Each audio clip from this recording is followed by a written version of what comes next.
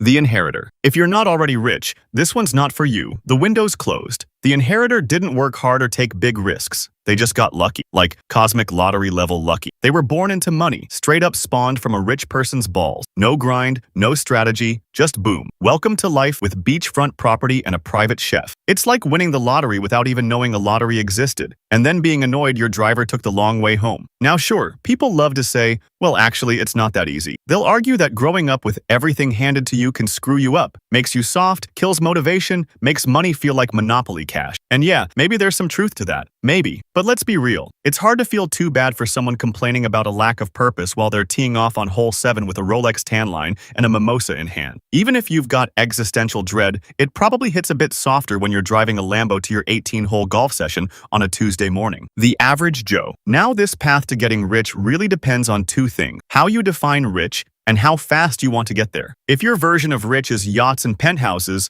this probably isn't it. But if rich means financial stability, owning a house, and not crying when you check your bank balance, then yeah, this could work. The average Joe plays it safe. He goes to school, follows the rules, maybe stresses over math class more than he should. Then he heads off to college, racks up a student loan or two, maybe does an unpaid internship where he learns how to fix the printer and get coffee. But eventually, he lands his first real job with a salary and benefits, and starts the long climb. Over the next 40 years, Joe chips away at that ladder, promotion by promotion, tax return by tax return. He might not get rich fast, but he gets richer slowly, steadily, safely. And somewhere along the way, he buys a house, maybe gets a 401k, takes a few family vacations to places with all-inclusive buffets, and slowly builds a life that's comfortable, predictable, and secure. By the time he hits 65 and retires, the average American who followed this path has a net worth of around 1.8 million. That's not yacht money, but it's not nothing either. That's enough to live well, sleep soundly, and maybe even spoil the grandkids a little. It's the long game, but it works. Memecoin Millionaire. You're 16. It's late. Like way too late for a school night late. You're in bed, lights off, half asleep, when your phone buzzes with a message from your mate. Bro, buy this coin, now. You squint at the screen, open the link, and see the name. Boner. You laugh. Of course it's called Boner. Every stupid coin has some degenerate name and somehow that makes you trust it more. You think about it for 2 seconds, shrug, and chuck in $100. This same guy got you into Fart Rocket a few weeks back and you actually made lunch money off it, so why not? You press confirm, toss your phone on the charger,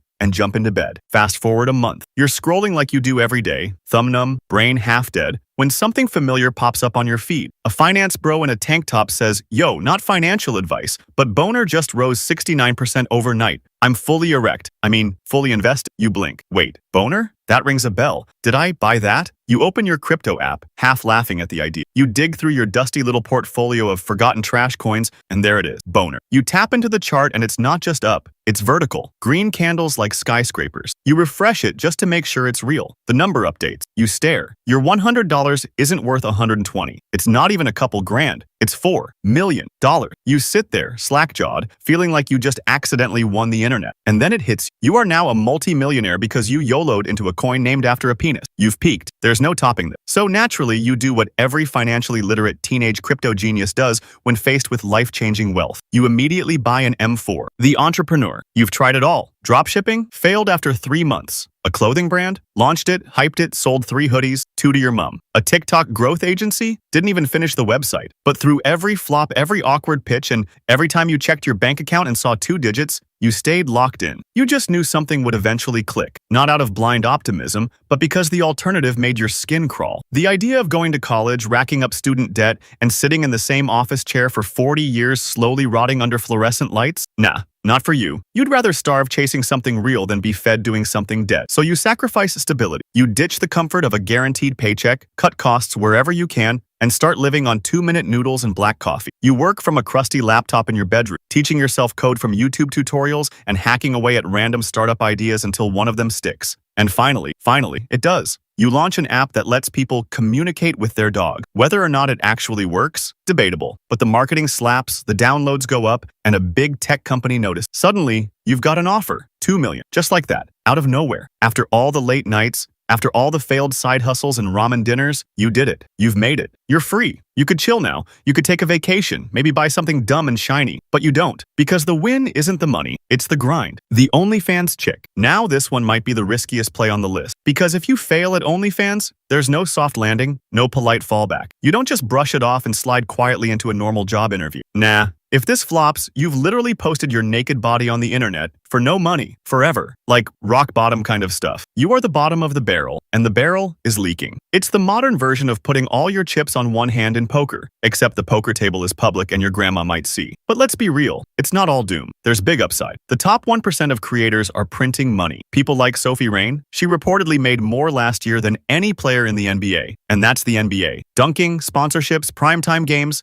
and she still out-earned them by dropping spicy content from her living room. So yeah, it's risky, but it's also insanely lucrative if you win. Here's the catch though. Making real money on OnlyFans isn't just about looks. It's marketing, branding, constant content creation, fan engagement, paid DMs, emotional manipulation, and somehow still finding time to moisturize. To make more than $20,000 a month, you've got to be in the top 1% of all creators in the world. That's Olympic-level digital hustling. And for the other 99%, they put themselves out there, raw and unfiltered, and the internet just collectively shrugs and goes, nah, we're good. The NPC. The NPC is the silent grinder. No flash, no flex, just pure discipline. You go to school, head down, do what you're told, then call it. Not because you're chasing a dream, but because it's what people do. You graduate, step right into a job, and from there, it's game on. You work every day, sometimes 2 jobs, sometimes 7 days a week. You don't complain, you don't party, you don't chase dopamine or spend money trying to impress people who don't care. You just work, quietly, relentlessly. Your life runs on routine. You never eat out unless it's with a coupon. All your clothes come from Temu or the discount rack at Target. You survive on rice, frozen veggies, and whatever protein was marked down at the end of the aisle. You budget like your life depends on it, because it kind of does. Every dollar has a purpose. Every unnecessary purchase is a betrayal of the mission. You're not trying to live your best life in your 20s, you're trying to buy freedom. And here's the twist. After 15, maybe 20 years of this, you do it. You actually do it. By age 40, you're debt-free, mortgage-free, and your investments quietly spit out enough cash each year to cover your simple, intentional lifestyle. You don't live in a mansion, you don't drive a Tesla, but you don't have a boss either. You live in a small, paid-off home, and your days are yours. You read books, you play video games, you go on long walks without checking the clock. Wait, you're rich? You're 23. You're hot. Like really hot. You've got runway cheekbones, 300K followers, and a skincare routine that costs more than most people's rent. And now, you're engaged to the love of your life. A charming, wise, slightly older gentleman. He's 75. He has stage 4 cancer, and he calls you Angel, even though he forgets your name sometime. When people ask why you're marrying him, you smile sweetly and say, because I love him. Age is just a number, and technically, so is a bank balance. Everyone around you knows exactly what's going on. His friends know, his nurses know, the waiter at your engagement dinner definitely knows,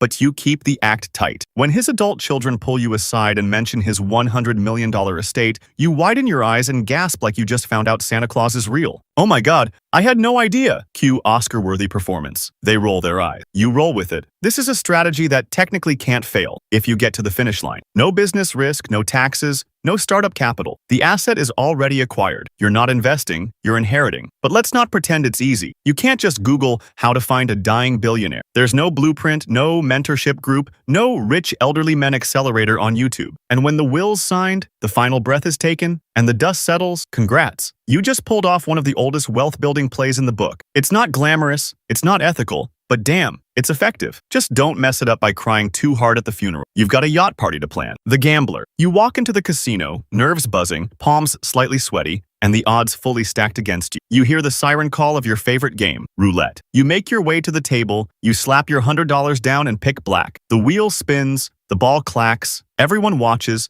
and boom, black, you're at $200. Most people would pocket the win. Most people would walk. But you're not most people. You double down. Black again. $200 becomes $400. Your hands are shaking now, not from fear, but from something worse. Momentum. You feel it. The table's hot. You repeat the process again and again. $400 to $800. $800 to $1,600. Before you know it, you've got people gathering around, watching this lunatic casually pressing his entire stack onto black every single time. The crowd's growing, murmuring with each spin. You're not just gambling now, you're putting on a show. $100 turns into over $800,000. You've done it. You've beaten the house in a way that shouldn't even be statistically possible. 13 blacks in a row. The table is silent now. The dealer looks at you like you've summoned dark forces. You're sweating through your shirt. The pit boss is suddenly way too interested in your next, and still, you can't stop. You can't walk away now. Not when black's been hitting like a drumbeat straight from the gods. You push your entire stack forward, over 800k riding on one last spin. Everyone's holding their breath. The wheel starts turning again. The ball spins, bounces,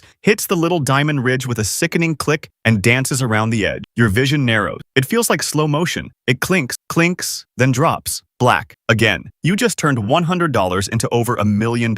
Your head is spinning. You've somehow bent probability to your will. And this time, you leave. You take your chips, your luck, your shaky hands, and you cash out. Just like that, your life has changed forever. You walk out of the casino a millionaire, the influencer. You start off posting cringe TikToks from your bedroom, lip syncs, trends, fake story times, whatever gets views. At first, it's just your cousin and a few bots liking your stuff. But you keep at it. Slowly, the numbers go up. You build a following. One day, you wake up and brands are in your inbox. Your first deal? A print-on-demand t-shirt company selling knockoff Kermit the Frog. The shirts suck. They're thin, shrink in the wash, and feel like cardboard. But you make a post hyping it up as limited edition high-quality streetwear. And somehow, it works. You clear $10,000 from a single video. From there, it's easy. You keep posting, keep growing, keep promoting garbage products with a smile. Blue light glasses, fake supplements, drop-shipped everything. And honestly, you don't feel bad. If people are buying this stuff, that's on them. You're just playing the game, and playing it well. One of one, being the best in the world. At something, or even top 100 or 1,000 depending on how popular that specific thing is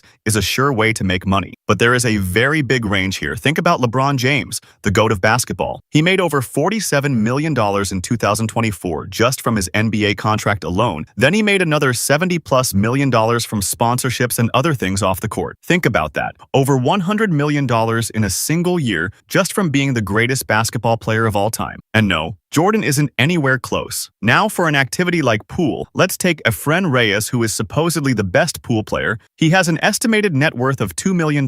Still great, but no $100 million in a single year. It all comes down to how much money these different sports generate and how much the individual can generate different brands.